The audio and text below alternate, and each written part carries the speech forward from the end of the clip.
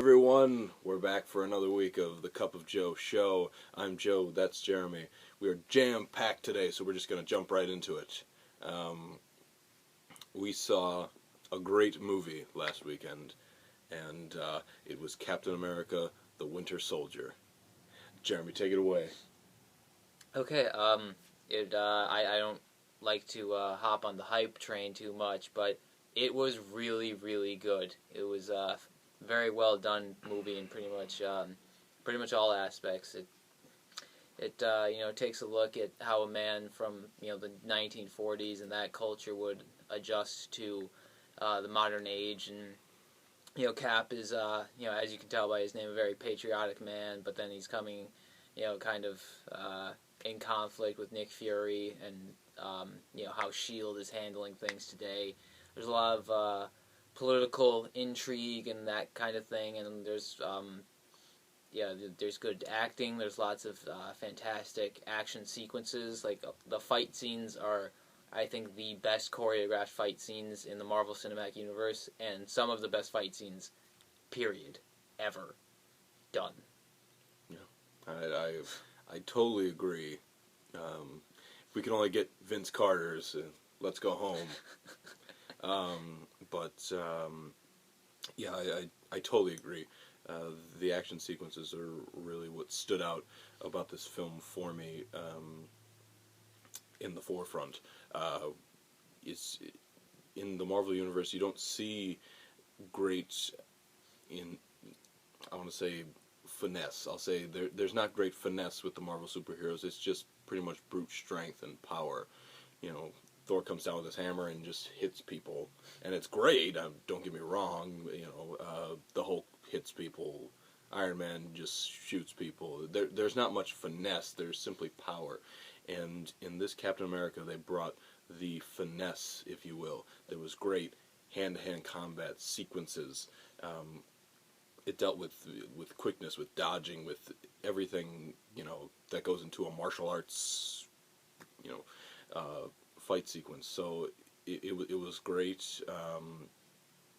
I credit, and it was power as well. It was a combination of both, which made it just awesome.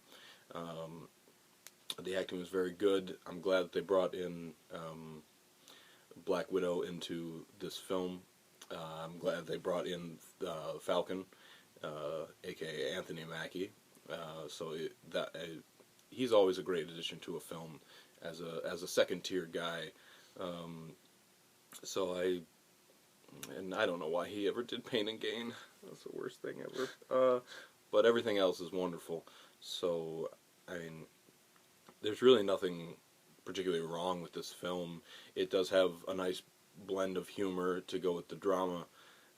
So it's pretty much everything I wanted it to be. And I don't know if I would put it ahead of the Avengers, but believe the hype, people. It was really that good.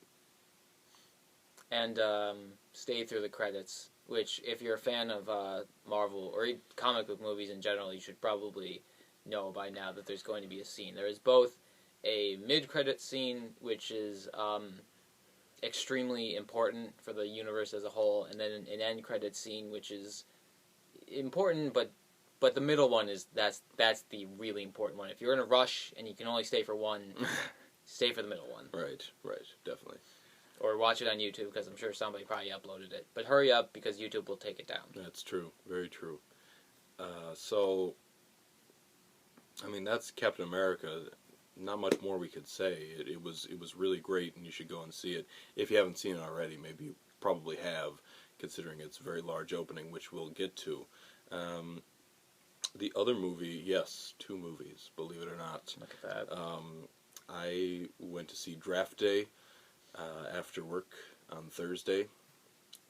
Completely unimportant information that you didn't need to know. The fact is I saw it, and it's...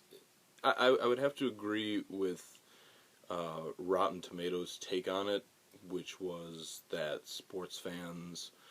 fans of the draft will really enjoy it, whereas others will just kind of be like, it is a poor man's Moneyball, and it's not as realistic as Moneyball would be, as far as the deal he makes, which is like, it's in the trailer. There's a big moment where, everything.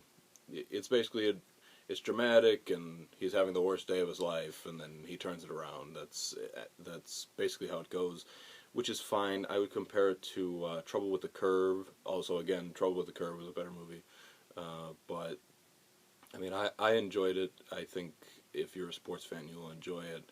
It has sports people in it, so I mean that's pretty cool. Arian Foster actually doesn't play himself though; he plays one of the college running backs. Chadwick Boseman, is that his name? From 42? Yeah, from 42 is one of the football players. He does a really nice job in a decently small role. Not one of the leading characters, but he's in the mix. Speaking of Chadwick Boseman, he's going to be James Brown now. Really? In a movie, yes. Okay. Yeah. So he's hitting on Jackie Robinson and James Brown. Huge icons in the black universe. Yeah. I mean And that Jackie guy. Robinson in like the world, basically. Well, right. the United States especially, but Right. So I mean, that's just. I mean, good for him. If you. Even if the movies were terrible, like, at least you got to portray both those people. Like, that's awesome to have on your resume. I'll be interested to see how he portrays James Brown. But anyway, getting back to the film we were talking about, Kevin Costner's very good. I always think Kevin Costner's great in sports films. Bull Durham, Field of Dreams, For the Love of the Game. They're all really good, so it's nice to see him back in that area. We had a Jennifer Garner sighting. She's in it, playing a decently important role. So it's interesting. It's interesting to see all the people. Not a high budget film, so I'm sure it'll just do fine. I'm sure it'll do just fine. So, if you're a sports fan, go see it. You will enjoy it. It's not the greatest film, but it's pretty entertaining. Other than that, let's see how much time we have left. Okay, 7 minutes 30 seconds. All right, we're gonna pass it over to Jeremy for our box office wrap up. Actually, Jeremy's box office wrap up. Okay, we'll start with number 5. That was Muppets Most Wanted. That fell 45%, or 46% rather, rounding up. And it made $6.1 million and has a $42 million total. And this is basically, 3 weekends of saying that's disappointing. Fourth place goes to God's Not Dead, which continues hanging around, mostly by adding theaters, but still, it's impressive. It was down 12% to 7.8 million, and it has a total of 32.6 million, all against a budget of 2 million. Number 3, Divergent. This was down 49% to a shade under 13 million. It has a total of 114. And that's solid, but it's not really that great, and I don't really think it's good enough to warrant 3 sequels, because of course they're doing the split the final one into 2 movies thing. Whatever. Our number 2 film was Noah, and that crashed 61% to 17 million. It has a total of about 72 million. Might have to fight a little to get to 100 million, but I think it'll still get there. But the real story of last weekend was the opening of Captain America: The Winter Soldier, and that debuted to a very strong 95 million. That is about 10 million higher than Thor: The Dark World. It's about 30 million higher than Captain America: The First Avenger. It still doesn't compare to the heights of the Iron Man movies, but that's very, very good. To go from 65 to 95, that shows a lot of growth, and also to open 10 million higher than Thor, I think shows that Captain America has quite possibly become a more popular character. And I think the fact that the Winter Soldier is a better movie than The Dark World might have had something to do with that, and the reviews definitely helped. And I think The Winter Soldier will easily have fairly significantly better legs than The Dark World, and should end up outgrossing it by quite a bit. Yeah, it'll be interesting to see how well Captain America does, seeing its legs in the upcoming weeks. Checking out this weekend, it's like you said, should be. I think it would be significantly better. And you're right; it's just a better film. And I really think that Chris Evans has done a really nice job of bringing this superhero that, in the beginning, just kind of needed to be there, to more so as in, yes, he is awesome and we want him to be there. So I mean, that's a testament to Chris Evans. I kind of doubted his acting ability, but he really, we'd only seen him in that, like, I'm awesome, I'm Chris Evans. And it came when once he did Scott Pilgrim versus the World, like, I realized it was just like, okay, he's just, like, playing that. Like, he could do other things. Basically, in Scott Pilgrim vs. the World, he makes fun of, like, himself, and it's kind of hilarious. Actually, that's kind of hilarious. I didn't mean to do that. But it was at that point, I'm just like, okay, I think this guy gets it, and he could do it. And, he's done a fantastic job as Captain America. And, all those people involved with that film, and then adding, Samuel Jackson and Scarlett Johansson. It's fantastic. And Robert Redford, he was good. He was a good addition. It's very true. So I'll be interested to see what happens there. Noah, I have no interest in. It's just gone. As far as Divergent goes, there's just no. Yeah, I just don't see making other films. It doesn't have the pull or the grab that something like The Hunger Games does, or Twilight does, or Harry Potter. So it doesn't do it for me. It's a tier lower, and I don't understand why there would be other films. But whatever. Yeah, other than that, I guess those are our thoughts on the box office. Jeremy Evans does a wonderful job with that. So I guess what is left is to discuss the upcoming films for the weekend. There we go. Oh, we got time. Got nothing but. All right. So let's just do a quick draft day. I did tell you how it is. It has a 61% Rotten Tomatoes, which really isn't bad. I think it's going to be tough opening with the movies that we'll talk about. But I mean, I think it'll do what it plans to do. I don't think it plans to be this, like, big budget film. Well, it's obviously not a big budget film, but I don't think it plans to make a ton of money. It just want to make a small splash, and I think it'll do that. It's interesting enough to be able to profit and do pretty well. I would suggest go see it if you're a sports fan. Do you have thoughts on draft day? I'm gonna say 12 million. All right. And I don't think that's too horribly bad for that film, especially what it's opening against, and from Captain America last week. We also have Let's Go to Oculus, which has a 70% at Rotten Tomatoes. Really? Yes, which is pretty good for a horror film. So I don't know. I don't like horror films, and every time, I'll admit, when I went to see Draft Day, there was a horror film that I don't know what it was called, because I just looked down and you got a kept haircut, eating. didn't you? I did. Okay. I did. Yeah. That's good. Thank you very much. You heard it here. It took him almost 15 minutes, but he got it. I got a haircut.